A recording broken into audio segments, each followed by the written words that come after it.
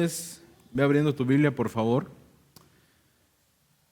en Marcos 11, y vamos a estar en los versículos del 12 al 26 el día de hoy. Marcos 11, versículos del 12 al 26. Y la semana pasada veíamos que Jesús, montado en un burrito, hacía su entrada como el rey humilde. Y veíamos también cómo la multitud gritaba, tendía sus mantos, tendía sus ramas delante de él y gritaban: Hosana, bendito el que viene delante del Señor. Pero aquel que vimos la semana pasada que sería proclamado y que sería dicho bendito el que viene en el nombre del Señor, está en la recta final para dar su vida en rescate por su pueblo y por aquellos que pondrían su fe en él. Pero aquellos que le aclamaban el día, que como vimos la semana pasada, que le aclamaban, ellos, quienes le aclamaban en un futuro, en unos días después, estarían pidiendo su crucifixión. Y el día de hoy, Marcos continúa su relato en esta que sería la última semana de Jesús. Así que vamos a la palabra del Señor, pero no sin antes pedir al Señor que transforme nuestros corazones a través de su palabra, porque el día de hoy veremos cómo una fe superficial y una adoración corrompida nos lleva a una esterilidad espiritual y nos convierte en el objeto del juicio de Dios. Lo voy a repetir. El día de hoy veremos cómo una fe superficial y una adoración corrompida nos llevan a la esterilidad espiritual y a convertirnos en objeto del juicio de Dios. Marcos 11, versículos, voy a leer del 12 al 21, perdón. Al día siguiente, cuando salieron de Betania, Jesús tuvo hambre y viendo de lejos una higuera con hojas, fue a ver si quizá pudiera hallar algo en ella. Cuando llegó a ella, no encontró más que hojas, porque no era tiempo de higos. Jesús, hablando a la higuera, le dijo: nunca jamás coma nadie fruto de ti. Y sus discípulos le estaban escuchando. Llegaron a Jerusalén y entrando Jesús en el templo, comenzó a echar fuera a los que vendían y compraban en el templo. Volcó las mesas de los que cambiaban el dinero y los asientos de los que vendían las palomas, y no permitía que nadie transportara objeto alguno a través del templo. Y les enseñaba diciendo: ¿no está escrito, mi casa será llamada casa de oración para todas las naciones? Pero ustedes la han hecho cueva de ladrones. Los principales sacerdotes y los escribas oyeron esto y buscaban cómo destruir a Jesús, pero le tenían miedo, pues toda la multitud estaba admirada de su enseñanza. Cuando atardecía, Jesús y sus discípulos solían salir fuera de la ciudad. Por la mañana, cuando pasaban, vieron a la higuera seca de las raíces. Entonces Pedro, acordándose, dijo a Jesús: Rabí, mira, la higuera que maldijiste se ha secado. El día anterior a lo que estamos leyendo, a lo que acabamos de leer en este día, vemos que Jesús había llegado a Jerusalén y había ido directamente al templo, donde había observado quizá todo lo que ahí se hacía. Y vemos que el pasaje, que Jesús juntamente con sus discípulos se va a Betania, quizá a descansar ahí con Lázaro, con María y Marta. Pero al pasar la noche y al día siguiente ellos regresan a Jerusalén, pero igual que cualquier ser humano, a Jesús le dio hambre y buscó qué comer. Y vemos que en nuestro pasaje Marcos nos da un detalle. Él nos dice que a lo lejos Jesús ve una higuera con hojas y obviamente fue a buscar que pudiera comer algo, pero no encontró sino solamente hojas, nos dice el pasaje. Hojas, puesto que, como bien Marcos nos dice, no era tiempo de higos aún. Pero ¿por qué Jesús buscó higos si no era todavía tiempo? O aún más, ¿por qué Jesús maldijo la higuera por no tener frutos si, como Marcos indica, aún no era tiempo de higos? En Israel, cuando llega la primavera y aparecen las primeras hojas de las higueras. Estas higueras vienen acompañadas, o estas hojas vienen acompañadas con unos pequeños nódulos o unos botones muy pequeños que son como el inicio del higo, y estos son comestibles también. Y si estos pequeños higos no aparecen en el tiempo en que la hoja de la higuera ha brotado, esto indica que ese árbol en el resto de la temporada va a ser un árbol que será estéril y que no producirá fruto. Por lo tanto, cuando Jesús se acerca a esta higuera frondosa, tenía quizá toda la razón para pensar que podía encontrar estos pequeños higos comestibles, pero Jesús, después de inspeccionar esta higuera, no halló nada sino hojas, muchas hojas. Muy bonita quizá la higuera, muy frondosa, pero era una higuera sin fruto, una higuera que no daría fruto.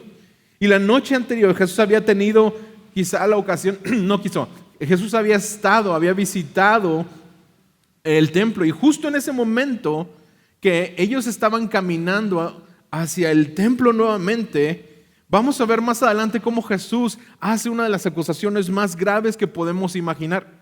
Jesús dice: mi casa será llamada casa de oración para todas las naciones, pero ustedes la han convertido en una cueva de ladrones. Todos aquellos rituales perfectamente organizados que llevaban a cabo en el templo solo iban a servir para esconder, o solo estaban sirviendo para esconder la falta de verdadera vida espiritual. La abundancia de estas hojas de la higuera nos hace pensar que quizá, como Jesús al mismo tiempo lo pensó, habría fruto en ella, pero realmente esta higuera carecía de este fruto. Prometía mucho, pero no daba nada. Era una higuera que quizá a la vista estaba muy bonita, pero no había nada que poder obtener de ella. Y debemos recordar que Jesús estaba actuando, o debemos de pensar que Jesús está en este momento actuando de una manera gráfica, es decir, está trayendo una ilustración, y vamos a verlo más adelante cómo esto que Marcos nos está hablando, Jesús lo utiliza como una ilustración para enseñar a sus discípulos algo de suma importancia y que no debemos de olvidar nosotros también. De hecho, podríamos decir que se trata de algo tan importante que Jesús les repite la ilustración o les repite la clase en 2 ocasiones seguidas en esta misma lectura que acabamos de tener, puesto que tanto la inspección de la higuera como el templo pretenden enseñarnos o mostrarnos una misma cosa.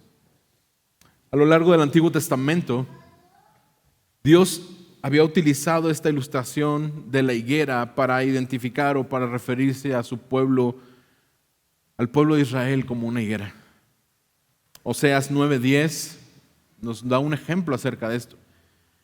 Es Dios hablando, dice: como uvas en el desierto, allí a Israel, como las primicias de la higuera en su primera cosecha, vi a sus padres, pero fueron a Baal Peor y se consagraron a la vergüenza y se hicieron tan abominables como lo que amaban.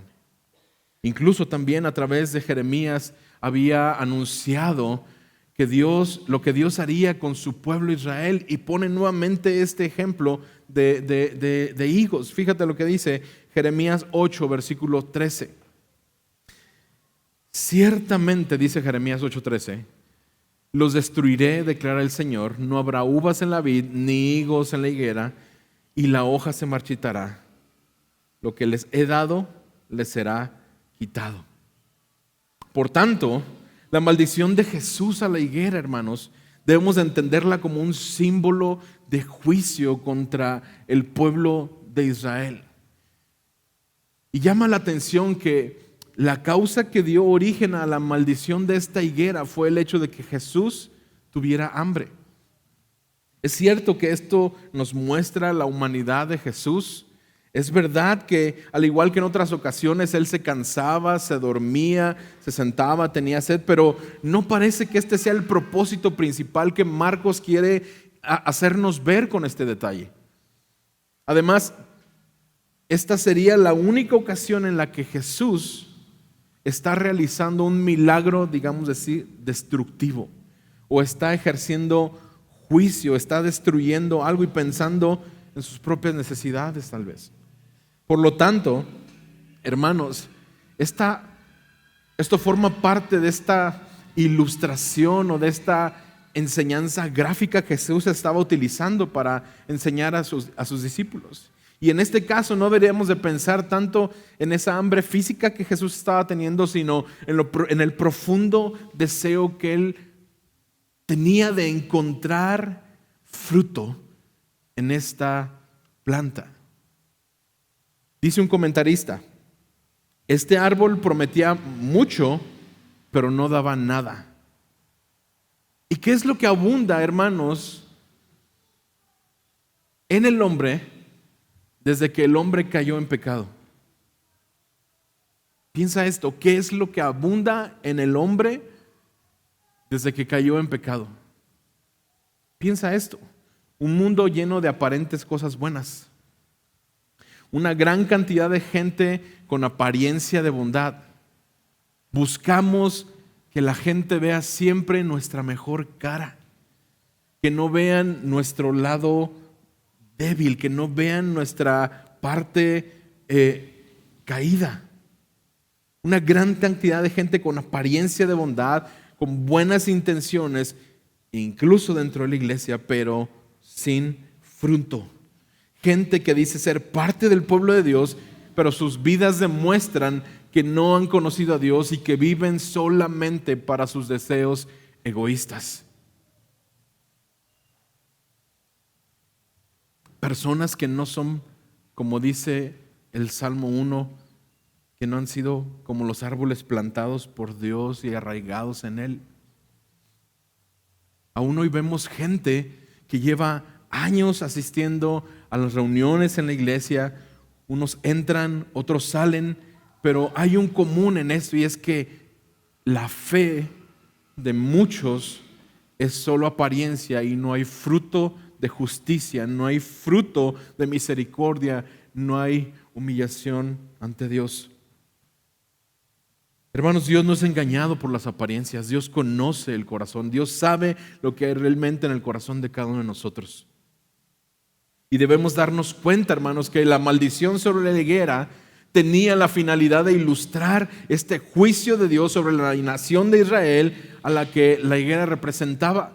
Todo árbol sin fruto, dice la palabra, será cortado, será quemado. Todo aquello que se gloriaba de ser un pueblo escogido por Dios, pero en realidad este pueblo que se gloriaba y que decía somos el pueblo escogido con Dios, a nosotros no va a caer juicio, en realidad no era el pueblo de Dios. Sus vidas demostraban que no eran hijos de Dios. Israel había sido ahora escogido para recibir este juicio de Dios, y aquel pueblo que había sido escogido para transmitir la verdad de Dios en medio de un mundo pagano y de idolatría, ahora había olvidado su misión y se había entregado al orgullo espiritual, se había entregado a la hipocresía. Era como esta higuera que tenía abundante follaje, pero que carecía de fruto. Y esto, hermanos, provocó este veredicto final en la boca de nuestro Señor. Jamás nadie coma fruto de ti. Y el versículo 15 nos dice, llegaron pues a Jerusalén y entrando en el templo, comenzó a echar fuera a los que vendían y compraban en el templo y volcó las mesas de los que cambiaban el dinero y los asientos de los que vendían las palomas y no permitía que nadie transportara objeto alguno a través del templo. Desde su inicio como pueblo para Israel, el templo formaba parte importante, si no es que medular, de la vida de cada uno de los judíos o del pueblo de Dios. Como vimos en nuestra serie de Samuel, el gran rey David tuvo en su corazón el deseo de edificar un lugar en el cual morara el arca del pacto que representaba la presencia de Dios. Y Dios nunca le había mandado, lo vimos en aquel entonces, nunca le había dicho a nadie en su tribu, en la tribu de Israel, que construyera o que buscara un lugar en donde el arca del pacto permaneciera para siempre. Pero este deseo estuvo en el corazón de David y no se lo concedió como tal a David, sino que se lo concedió a uno de sus hijos. Ya lo vimos en aquel entonces. El rey Salomón, con los recursos que había su padre juntado y que había guardado, y con los mismos recursos que Salomón pudo haber recaudado, hizo una espléndida obra llena de gran gozo y esperanza para el corazón de Salomón, pero también para el pueblo. Y si bien Dios siempre ha estado en medio de su pueblo, a través de esta obra les estaba dando una señal a su pueblo, diciendo: mi deseo es habitar en medio de ustedes.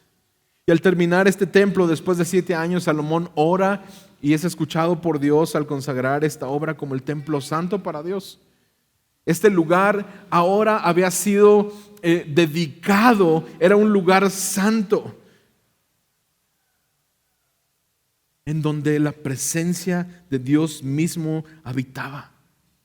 El lugar santo, el lugar santísimo, inspiraban un temor reverente para el pueblo. El pueblo de Israel, cuando aún no tenía templo, se congregaban para adorar a Dios en un tabernáculo, pero ahora ellos tenían un lugar en donde podían, desde todas las partes de la nación, congregarse. Este lugar donde se congregaba el pueblo para llevar a cabo sacrificios de expiación, de gratitud, donde se oraba, donde se rendía adoración a Dios.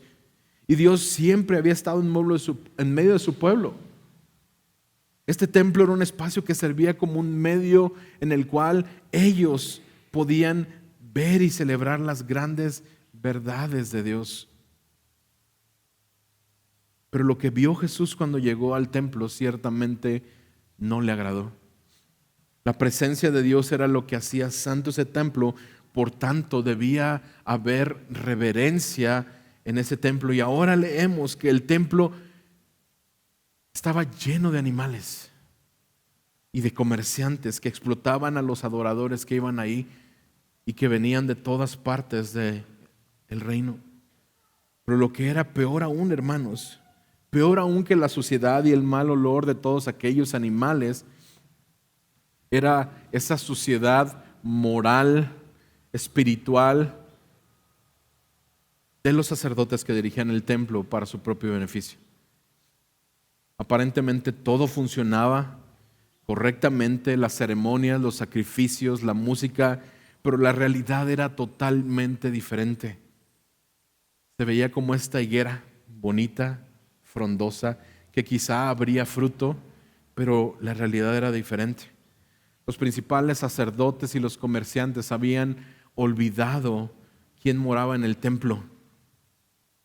No era un lugar para llevar mercancías, para hacer un mercado ahí. No era un lugar para hacer negocios, aunque estas actividades en algún momento habían sido lícitas y eran espacios en los que se hacían este tipo de negociaciones. Pero ¿por qué tenían que hacerlo en el templo, en el santuario de adoración? Para cada judío, según la ley, era necesario o era obligatorio pagar un impuesto para el sostenimiento del templo.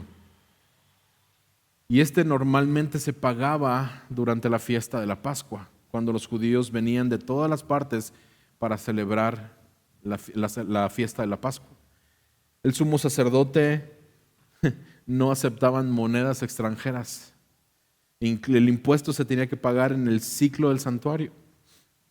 Así que el dinero que los judíos traían de sus países de origen o de otras regiones no servía, tenían que cambiarlo. Por eso es que se habían habilitado aquellas zonas en el templo para que hubiera cambistas, para que pusieran mesas e hicieran como ese intercambio de monedas. Pero había una fuerte comisión que pagar, de la cual los dirigentes del templo y el sumo sacerdote se llevaban una buena parte, pues ellos eran quienes controlaban el templo. El comercio, la avaricia había alterado el carácter del templo. El dinero del templo, el ciclo utilizado para comprar, era utilizado también para comprar sacrificios.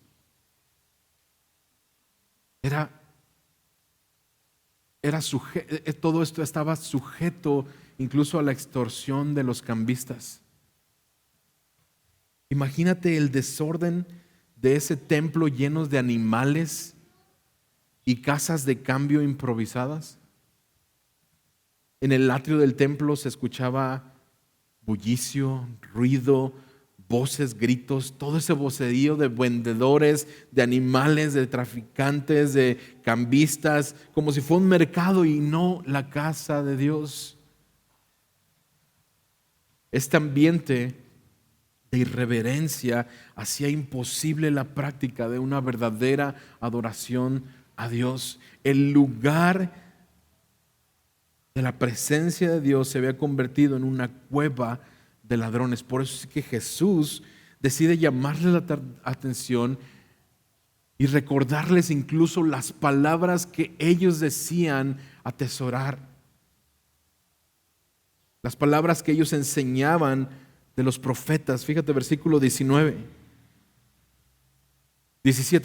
y les enseñaba diciendo: ¿no está escrito, mi casa será llamada casa de oración por todas las naciones, para todas las naciones? Pero ustedes la han hecho una cueva de ladrones.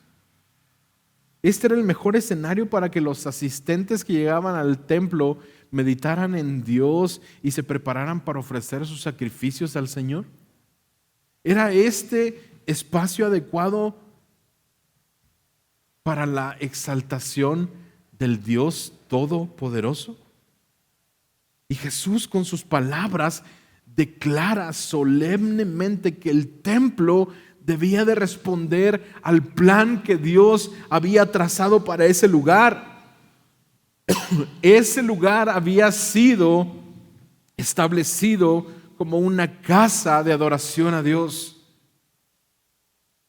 El plan de Dios para el templo era habitar entre su pueblo y recordarles la necesidad, como lo vemos a través de los sacrificios, del derramamiento de sangre para la expiación de los pecados. Todo en el templo había sido diseñado para recordarle al pueblo: Dios es santo. Y no se toma a la ligera el pecado, porque la paga del pecado es muerte. Era necesaria la muerte de un animal puro para poder realizar la expiación de los pecados. Y ahora aquello que era símbolo de la santidad de Dios se había convertido en un mercado. Se había convertido en todo menos en un centro de adoración. Se había convertido en una cueva de ladrones, dice Jesús. Hermanos, ciertamente, como era de esperar, a Jesús no le gustó nada esto. Y como vemos, llega y empieza a tirar la mesa de los cambistas, a quitar los bancos de los que estaban vendiendo ahí. Y como era de esperar, la denuncia de Jesús no le gustó nada a los líderes religiosos y los enojó terriblemente.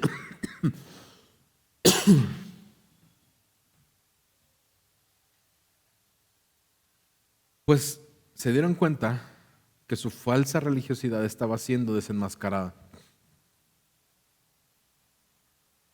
Estaban siendo puestos en evidencia.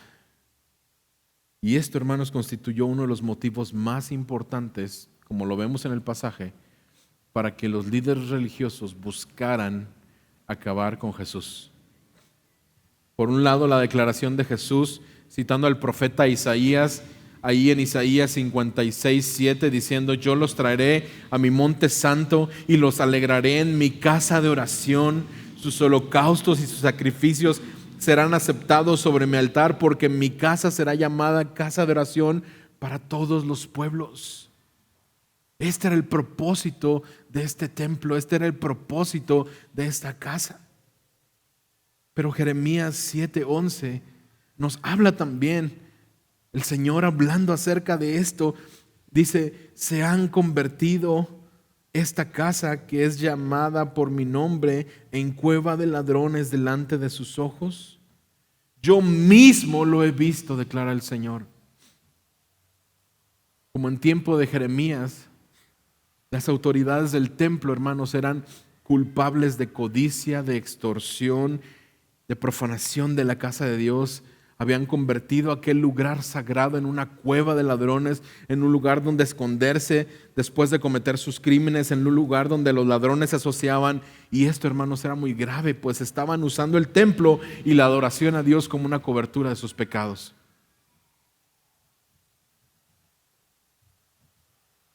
Al igual que la higuera, el sistema del templo estaba lleno de hojas, lleno de personas que cumplían la ley, llevando sus sacrificios, y a la vista parecía como que si todo estuviera marchando bien, pero tristemente, al igual que en la higuera, no había fruto verdadero.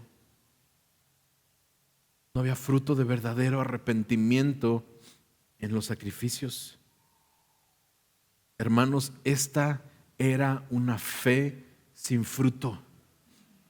El verdadero culto a Dios y a su ley habían sido abandonados, y como vimos, todo árbol que no da fruto será cortado y echado al fuego. ¿Qué tiene que ver todo esto con nosotros, hermanos? Debemos de reflexionar en esto porque, hermano, tú y yo hemos sido llamados a una relación con Dios. Hemos sido llamados templos de Dios. Y definitivamente, como lo hemos visto en la Escritura, nuestra salvación viene única y exclusivamente por la gracia de Dios expresada en el sacrificio de Jesucristo. Pero, hermano, cada persona que verdaderamente ha venido en arrepentimiento y fe delante del Señor ha nacido de nuevo. Tiene una nueva naturaleza. Su naturaleza ya no es la misma. Ha sido desarraigado de la muerte y ahora ha sido plantado en una nueva vida para dar fruto. Fruto de ese nuevo nacimiento. El problema, hermanos, es que muchos de los que asisten a las iglesias están como las higueras. Su follaje se ve frondoso, dan una apariencia de que todo está bien, asisten a la iglesia cada semana, pero el resto de la semana viven como si no conocieran al Dios que los ha rescatado. Siguen viviendo acariciando su pecado y justificando su pecado, tal como aquellos que dirigían el templo. Nuevamente, una fe sin fruto. Y hermanos, sé que esto es complicado de escuchar, pero también es complicado de decir, hermanos. Porque todos aquí estamos expuestos a vivir, hermanos, si no estamos anclados a la fe en Jesucristo, como lo vamos a ver ahorita. Estamos expuestos a vivir una fe de apariencia y de hipocresía que, como lo estamos viendo, Jesús detesta y Dios reprueba, y aquel árbol que no da fruto es echado fuego. Al echar afuera a los vendedores y al enseñar en el templo, el hecho de que esto sucediera dio comienzo a una lucha a muerte. Las autoridades del templo estaban empeñadas en mantener su poder, su prestigio. Estaban empeñadas en seguir con la obediencia y el respeto del pueblo y, por supuesto, a los ingresos que esto les generaba. Los sacerdotes y los líderes del Sanedrín estaban llenos de rencor hacia Jesús por causa de estos últimos acontecimientos en el templo, pero no podían simplemente capturarlo y matarlo.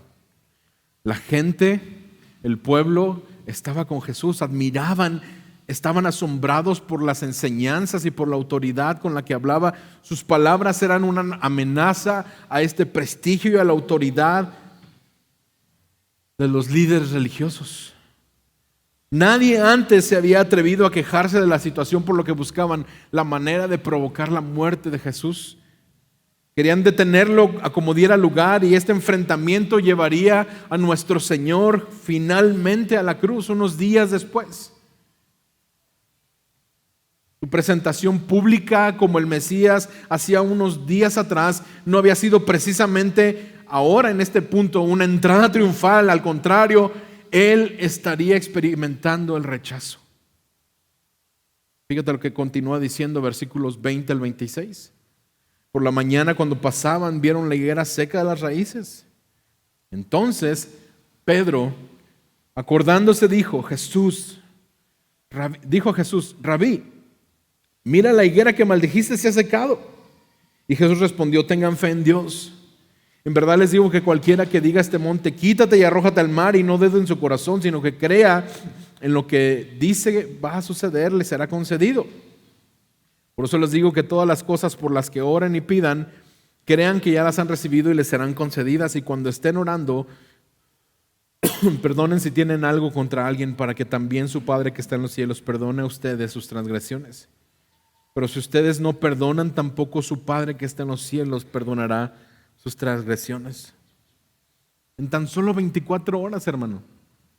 En tan solo 24 horas, aquella frondosa y vigorosa higuera se había secado desde la raíz. Todo esto, hermano, nos hace pensar seriamente, nos debería de hacer pensar seriamente en el juicio de Dios sobre este mundo.